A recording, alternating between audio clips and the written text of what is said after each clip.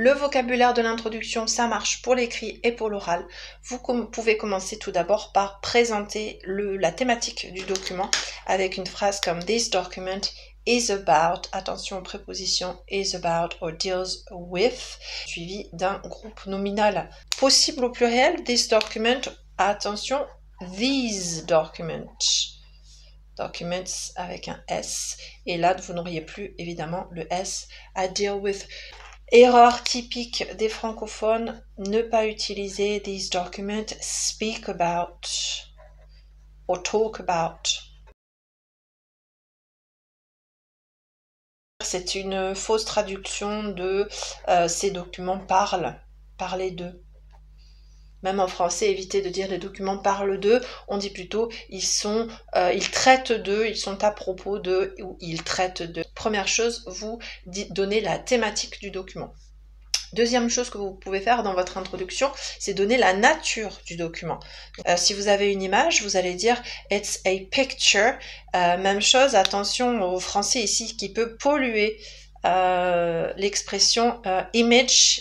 Il existe le mot « image ». En anglais, mais c'est plutôt pour l'image qu'on donne à quelqu'un. Donc bien utiliser picture et pas image. Et cartoon pour un BD quand vous avez une bulle. Drawing, c'est un dessin. Et photograph, vous pouvez l'utiliser en version abrégée, photo, photograph.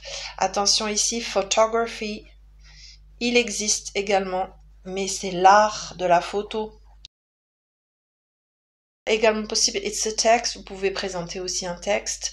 Comme type de texte, vous pouvez avoir un article, donc là attention, comme c'est une voyelle, vous allez utiliser l'article indéfini an article. Même chose, an extract, an excerpt from, un extrait de, les deux sont synonymes. Attention à la préposition ici, from, c'est tiré de quelque chose, donc on utilise la préposition from. A quote, a quotation, c'est une citation. Donc une fois que vous avez présenté la thématique du document, quelle est l'idée principale de ce document, la nature du document, ce que vous pouvez faire, c'est dire quelle question le document soulève, le ou les documents. Donc voici comment introduire ce qu'on appelle la problématique, the outline en anglais.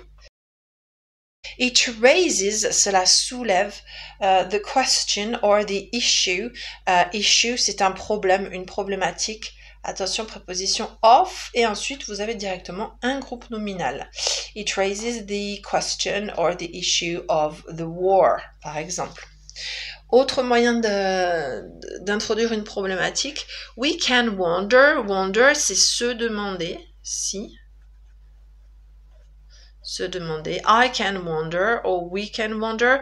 Utilise plutôt we, la forme impersonnelle à l'écrit et à l'oral. N'hésitez pas à utiliser I, j'ai mis les deux là, ça dépend si vous êtes plutôt à l'écrit ou à l'oral. À l'écrit plutôt we et à l'oral plutôt I can wonder.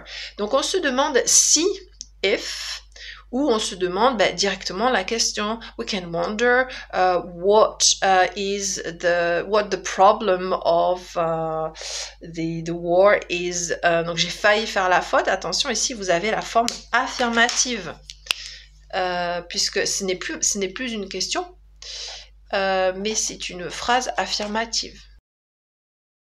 Phrase affirmative, we can wonder what the problem of, etc. is.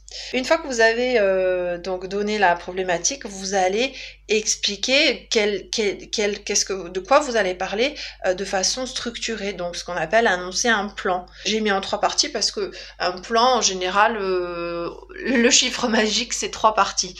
2 parties, c'est possible, 4, c'est possible aussi, mais le chiffre magique pour un plan, c'est 3 parties. Donc des verbes pour introduire votre plan. Donc vous avez des mots de liaison classiques, j'ai déjà fait une fiche sur les mots de liaison, j'en ai repris 3 ici. First, then, finally.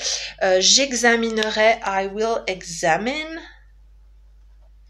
I will delve into, je m'attarderai sur, je m'attacherai à expliquer. I will explore, I will study, suivi du groupe nominal aussi. N'hésitez pas à me mettre en commentaire le mot conclusion si vous voulez que je fasse la même fiche sur le vocabulaire pour la conclusion.